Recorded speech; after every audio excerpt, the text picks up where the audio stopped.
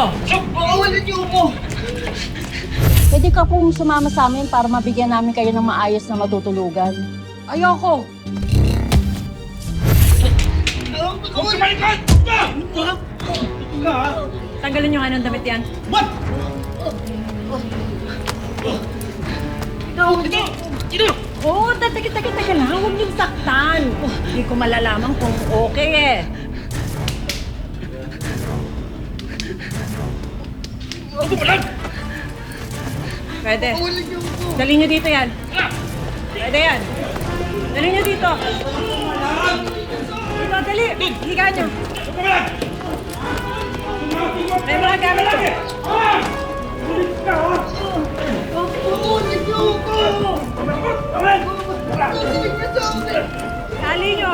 Higpitan niyo, ha? Huwag ka nang maingay. Ang ingay mo pa eh. Huwag ka nang lumaban. Akin yung mga gamit ko.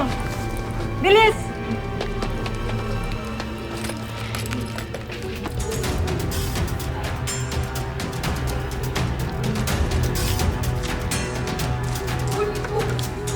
Huwag ka nang pumalag dyan. Mapapagod ka lang eh.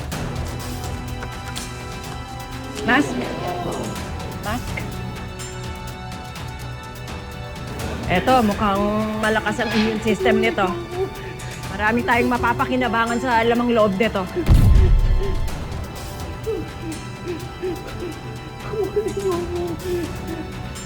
Scalpel?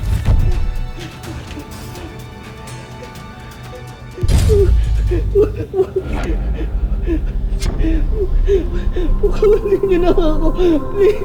Huwag ka nang gumalaw. Hindi naman masakit ito eh.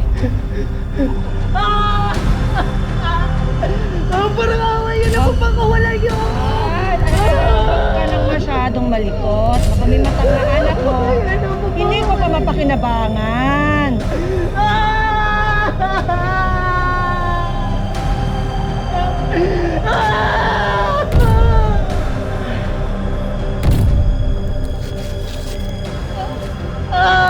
Parang away yan ako! Pakawalan niyo ako!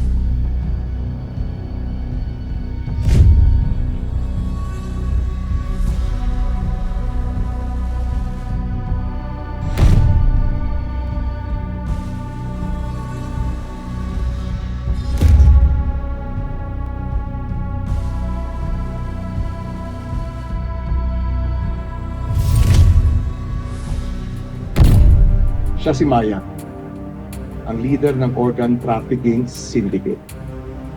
Malamang ang grupo nila ang may kinalaman sa mga nawawalang mga pulubi. Ayon sa balita, bigla na lang nawawala ang mga bata at natatagpuan tong patay na walang lamang loob. Sila ang tinatawag na aswangga.